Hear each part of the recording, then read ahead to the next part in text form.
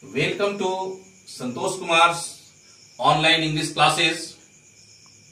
Dear students of class 10, today's topic is the Ball poem written by John Berryman, an American poet who bagged Pulitzer Prize for poetry. The Ball poem has 18 lines. In this video, the Ball poem part 1, I will give the explanation of first 9 lines today, and the other 9 lines will be in the Ball poem part 2. When one reads the title of the poem, the Ball poem, one assumes that the poem may be a light-hearted one. But students, in this world, sometimes we lose things which we love and are attached to. We must not feel disheartened, dejected and disseparate, but try to bear the loss through self-understanding, as the boy in this poem learns. He was trying to learn.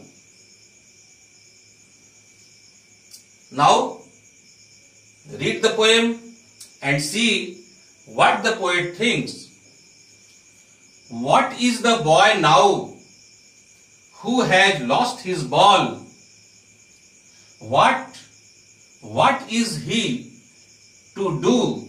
He saw it go, merrily bouncing down the street, and then merrily over there it is in the water. Here we see the last word, ball, go, then water, balls, boy, down, where, him. It seems that the poet does not follow any rhyming scheme in this poem. What is the boy now? In this opening line of the poem, it is clear that the boy has lost something earlier, and here you see lost his ball. Here the poet uses metaphor. Here the ball means boyhood and happy innocence. There are two songs of life: songs of innocence and songs of experience. Here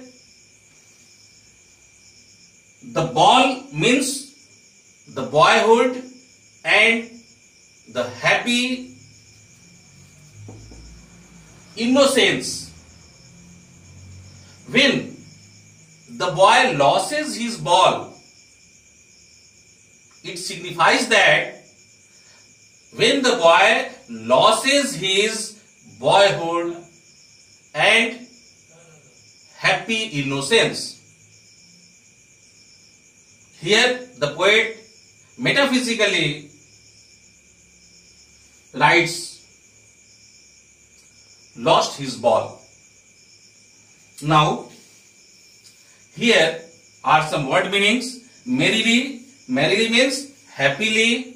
Bouncing, bouncing means jumping up and down, touching a hard surface. Now,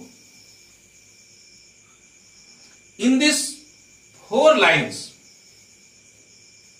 In the first 4 lines, the poet asks his readers a question.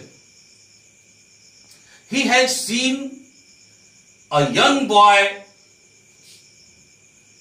boy's ball rolling away from him and bouncing happily on its way, and finally falls in the water.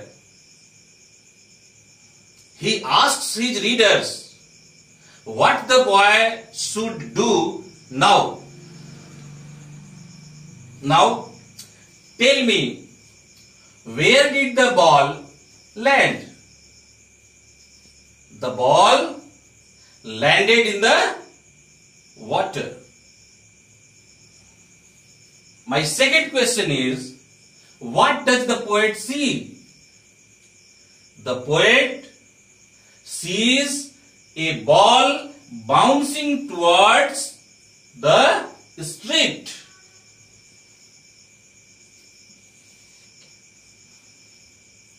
And my third question is, what has the boy lost? The boy has lost his ball.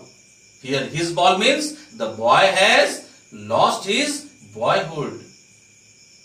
The boy has lost his happy innocence.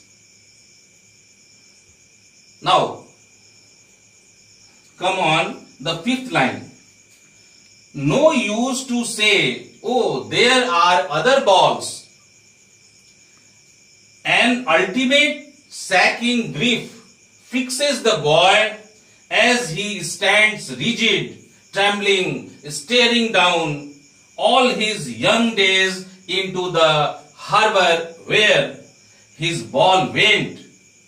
I would not intrude on him. In these lines, the poet thinks that there is no use to console the boy.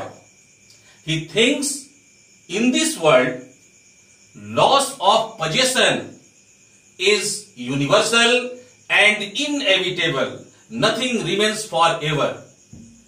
Nothing will be yours, you students, forever. And false consolation will not make the boy feel any better. Saying there are other balls, giving him a dime to buy another ball will not hold any value for him. We can buy some things, but there are many things that can never be bought. Can the boy buys his boyhood and happy innocence? No, never.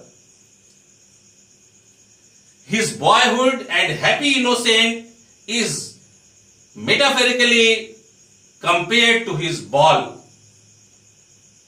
Gains and loss are part and parcel of our life. If we have to survive in this world,